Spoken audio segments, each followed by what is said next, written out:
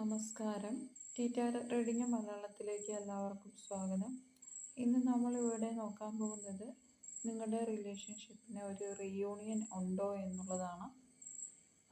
ഞാൻ ജസ്റ്റ് ഒന്ന് പ്രാർത്ഥിച്ചെടുത്ത് വെച്ചിട്ടുള്ളതാണ് ഈ കാർഡ്സ്. നമുക്കതിലേക്കൊന്ന് പോകാം. ഇത് എല്ലാവർക്കും റെസണേറ്റ് ആവണമെന്നില്ല. റെസണേറ്റ് ആവുന്നവർ സ്വീകരിക്കുക, അല്ലാത്തവർ വിട്ടുകളയുക. ഈ കാർഡ്സ് സൂചിപ്പിക്കുന്നത് നിങ്ങളിലൊരു വ്യക്തി എന്തോ ഭയം മൂലമോ ഈഗോ മൂലമോ ചില കാര്യങ്ങൾ ഹോൾഡ് ചെയ്ത് വെച്ചിരിക്കുന്നു, തുറന്നു പറയാതെ ഒരു മനസ്ഥിതിയിൽ ഇരിക്കുന്നു എന്നുള്ളതാണ്. തുറന്നു പറച്ചിലില്ലാതെ വന്നതിൻ്റെ ചില പ്രശ്നങ്ങൾ കാണുന്നുണ്ട്.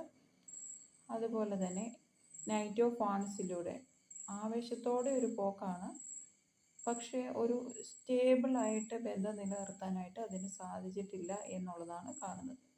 വലിയൊരു ആവേശമായിരുന്നു തുടക്കം, പക്ഷേ അത് നിലനിർത്തി പോകാനായിട്ട് സാധിച്ചിട്ടില്ല. ജസ്റ്റിസ് കാർഡ് വന്നിട്ടുണ്ട്. അതുകൊണ്ട് തന്നെ ഇതിനൊരു റീയൂണിയൻ ഉണ്ട്. തീർച്ചയായിട്ടും ഇതൊരു റീയൂണിയനിലേക്ക് തന്നെയാണ് പോകുന്നത്. നിങ്ങൾ ഇരുവരും സത്യസന്ധമായിട്ട് സംസാരിച്ച് ഇത് നിങ്ങളുടെ പ്രശ്നങ്ങളൊക്കെ ഓപ്പണായിട്ട് തുറന്നു പറഞ്ഞ് മുന്നോട്ട് പോകേണ്ട കാർഡ്സുകളാണ് നമുക്ക് വന്നിട്ടുള്ളത്. അതുകൊണ്ട് തന്നെ നിങ്ങളുടെ ഒരു ജസ്റ്റിസ് വരുമ്പോൾ ഒരു പാസ്റ്റ് ഒരു കർമ്മ, നിങ്ങൾക്കിരുവർക്കും ഇടയിൽ നിങ്ങൾക്കുള്ള ഒരു കർമ്മ കൂടി ഇല്ലാതാവുന്നതായിട്ടാണ് കാണുന്നത്. അതിനുശേഷം നിങ്ങൾ ഒന്നാവുന്നതായിട്ടാണ് ഈ കാർഡ്സ് സൂചിപ്പിക്കുന്നത്.